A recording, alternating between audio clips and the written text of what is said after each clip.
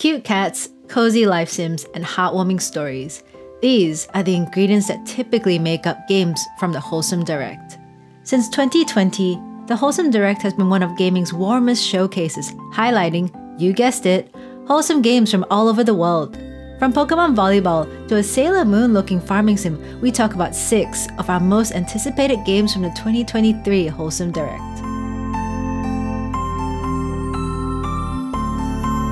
Let's talk about Wholesome Direct. That was, I know that was a showcase you were the most excited for. Like, I don't think I've ever seen you that excited at 2 a.m. I guess, yeah. I think prior to that, you'd messaged me. I guess we were messaging each other just to make, kind of like low-key make sure we were both awake, right? Awake, yeah.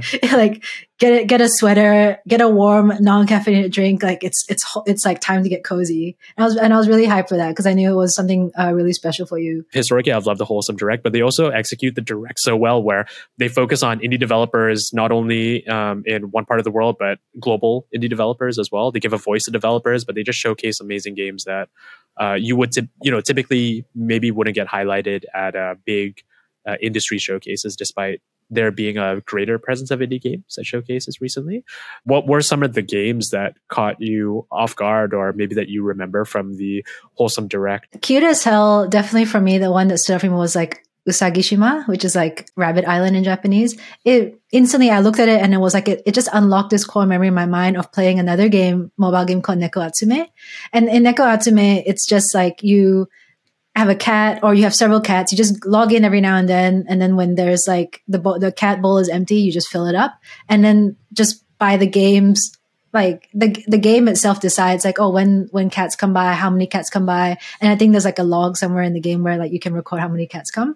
I don't know 100% like everything about Usagishima, but just based on the trailer, it looks very similar. It's like, I think it's set up in like a very Japanese style house, and then there'll just be lots of rabbits around. And I'm sure there's a mechanic where you can like log, which rabbit has come visit you. Very, very similar vibes, but it's like super cute. And again, about escapism, right? You're at your desk job that you hate so much. You're like, oh, like I just want to relax, go into my little rabbit island and then hang out with my rabbits for a while, for like 5 minutes or something. And that's all you need. I think it serves that kind of purpose, but it's such a cute game. A lot of it comes down to just great art, great design, and it just kind of hooks you in that way.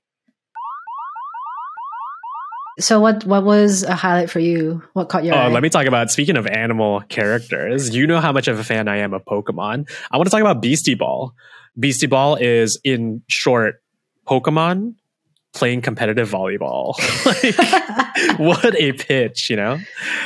Which is just extremely exciting. It's from the developers of Chicory, which is really cool. It's an indie game that it's been on my list for forever, and it just looks absolutely gorgeous. But they're basically making, like Pokemon with volleyball. So that one was such a one that caught me by surprise. I think it actually was shown off at Day of the Devs the day before the Wholesome Direct, but I didn't catch that show.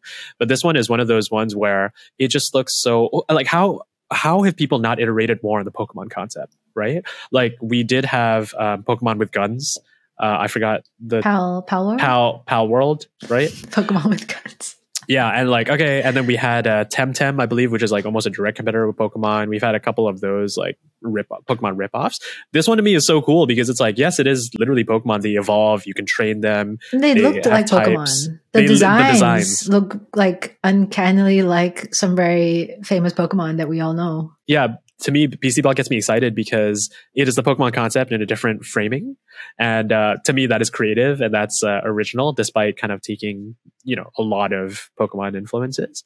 So I'm just excited. Like, a sports Pokemon game is not what I, would put on my list as one of my most anticipated indies. But yeah, I'm really excited to see Beastie Ball. I think it looks really cute.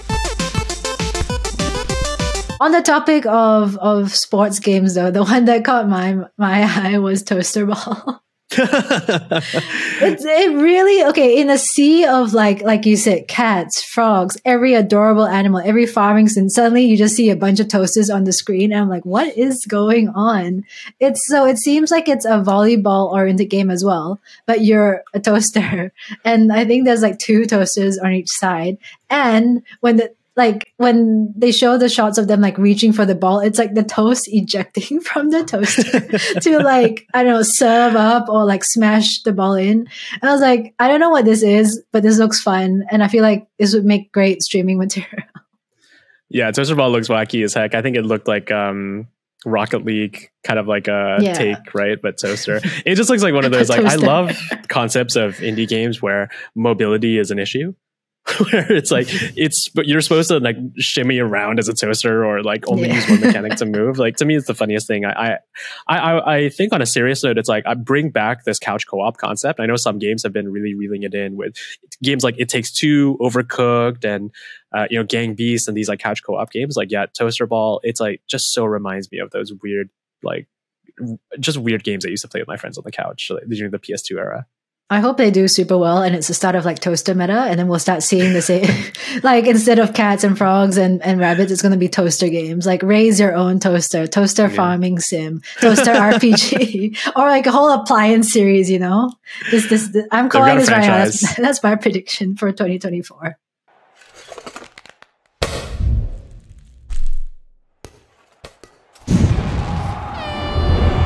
When I saw this game called Paladins, I lost it. It's like just to talk about the aesthetic for a second, they have the almost like Link's Awakening.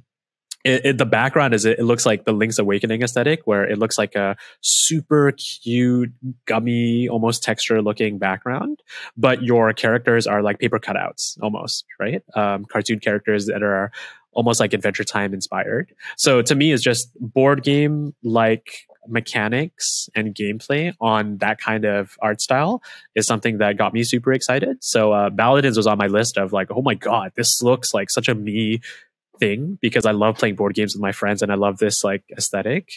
So Paladins was really, really doing it for me at the showcase. I'm excited to see what the gameplay loop actually is, because it does seem a bit it does seem like a board game, so there is like a lot of mechanics and adventuring and moving around and leveling up companions and whatnot. But I'm excited. I'm excited to learn more about that game. It definitely had a very unique design, and again stood out in the sea of like other indie games. And I guess the board game reference, but also those like pop-up books, the ones where you open and then those things appear. That really made me think of those, and it's just like such a nostalgic take. And those books were, I don't know, like really underrated in my opinion. Like growing up, like how intricate the designs were, how you have to make it so that the characters like really like stand up as you open the book, and that balance really reminded me of that.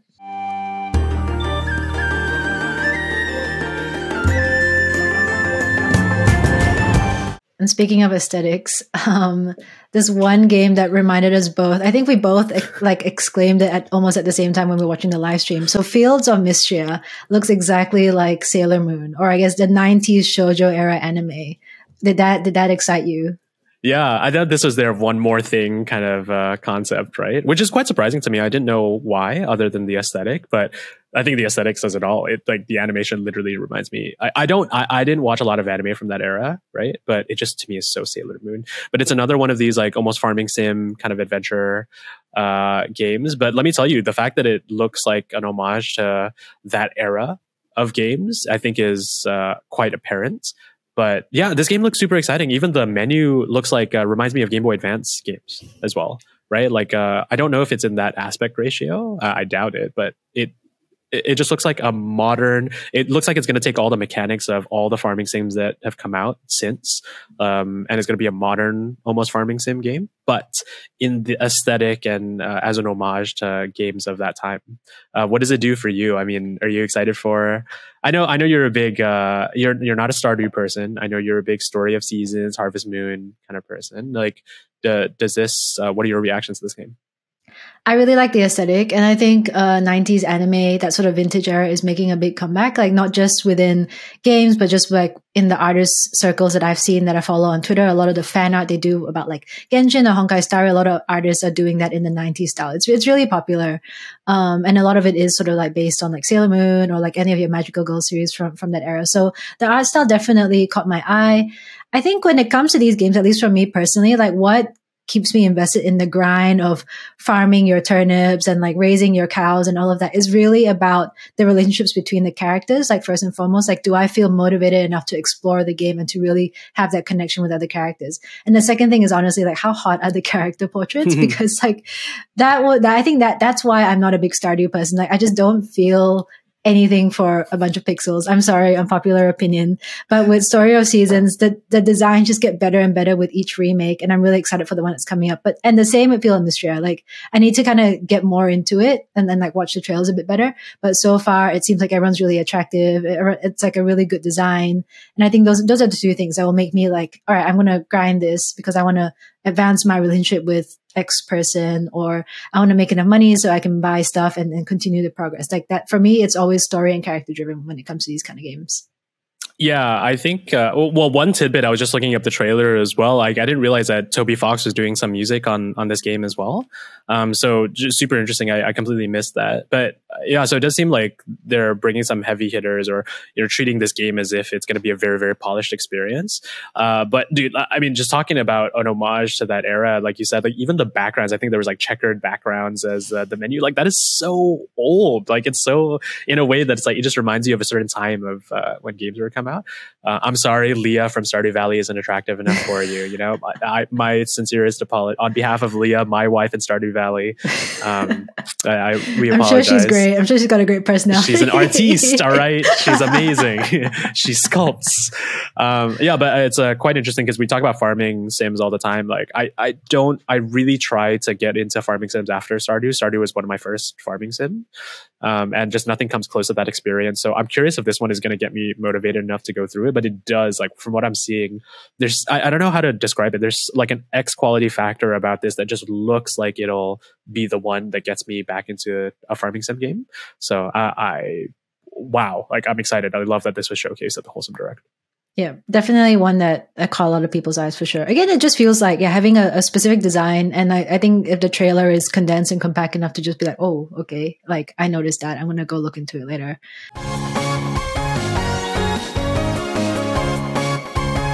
So Venba, that had a really, really cool art style as well. And it reminded me, I think the way it was laid out like a Pixar short, like really heartwarming family at its core. That sort of storytelling, which is what made me kind of like have a double take at it. But it's basically, from what I've gathered so far, it's about, you know, it's got a great like cooking sort of narrative towards it, right? It's like an Indian family and you're cooking like very Indian food, which I know for both of us, you know, growing up in Malaysia and the Indian community being a very big part of Malaysia's community, like we recognize some of the food. And again, just really great that it's bringing a culture that is less represented, especially in the games industry, to the forefront, and doing it in such a way that's like really beautiful, really cute, and just has a really cozy sort of family values kind of game is what I got. What did you think? Yeah, I mean, just read out the quick description of it as well, right? To give us greater context on the listeners too, is Venba is a short narrative cooking game where you play as an Indian mom who immigrates to Canada with her family in the 1980s. Players will cook various dishes and restore lost recipes, holding branching conversations and exploring this story about family, love, loss, and more, right? If that is not the most indie-ass like description that gets me excited, I don't know what is, right? Because when you talk about indie games, we always, even throughout the show, we've referenced, you know, aesthetics and what they're going for in their art style, a lot of these tropes, and if they're executing on these tropes. I think one thing that is violently underrated in the indie experience is the magic of storytelling, where I often think indie games have much like far spectacular stories than a lot of AAA games. And to me, I'm ready to cry. I'm ready to get excited, but all under the guise of food, which is the most Southeast Asian thing for me. But in a weird way of representation, it's like, you know, we have obviously like here in Southeast Asia, there's a lot of like, you know, Indian influences in our culture. We have a lot of Indian culture here in Malaysia specifically, right? But even just, you know, talking about maybe cross Asian culture, where although this isn't a game about Southeast Asia, just the food choices are so Asian, I guess, where I'm curious how many people will pick up on it. Like even just seeing fried fish in a pan. Fried like, fish, that's I know. Like that's all you have to do. It's like it's so weird how conceptually that is like such an Asian thing, you know? But yeah, I'm ready to, it seems like it's one of those games where I'm ready to cry. I'm ready to get excited about some of the things that connect with me on a cultural level. But I'm also excited to see just overall representation in the game space from cultures that are not typically represented, whilst also telling a very endearing story from what it seems like.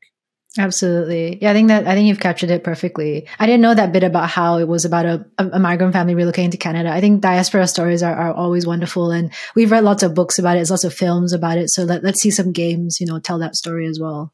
really, really cool.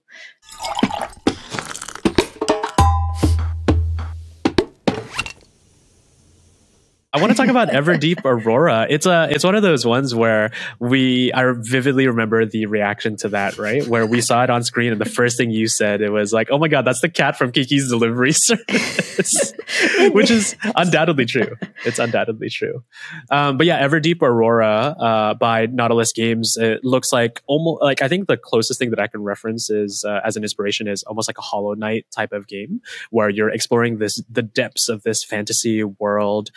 But the differences here, it seems like it is non-combat. I think they've been explicit that it is non-combat. It's exploration based. But there's also something about this art style that is so mind-blowing to me, where I know we joke about it. Like I think both of us kind of identified that it was a Eastbird game.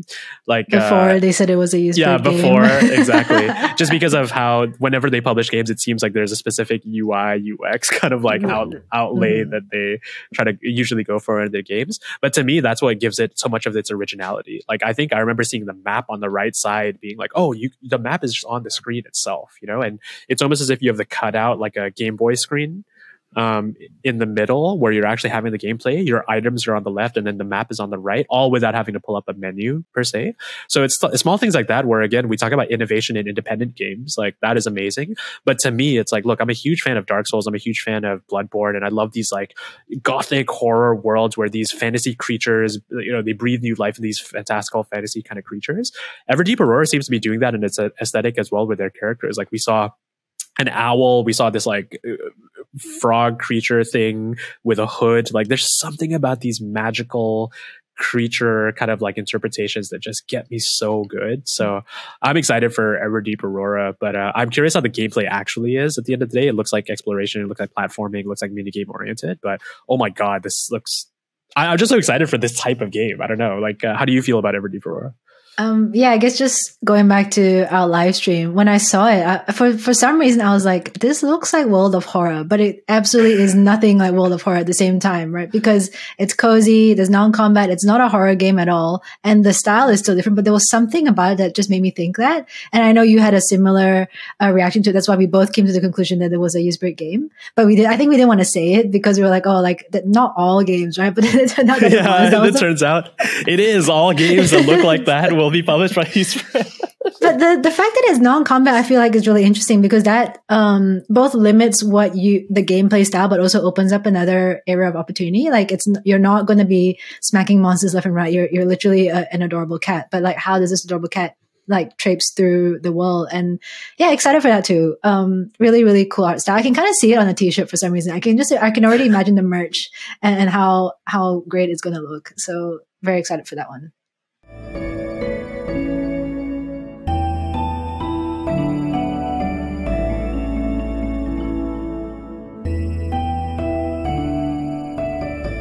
For those that are listening to this podcast and maybe are more interested in the AAA stuff, and if you're listening to this segment, like please like wish list these games, like find the developers on Twitter, tweet about them. If you're a creator, if you're media, like write articles, make a video about them, because I honestly think there are some hidden gems that do not deserve to be hidden. You know what I mean? So I love that Wholesome Direct is a platform for these independent games. But again, when you talk about innovation, when you talk about things that influence the overall industry, there are some stuff that are, I bet that are going to be coming out of these games that will influence a bunch of other Wholesome games or just independent games in general. So I'm so excited by that concept.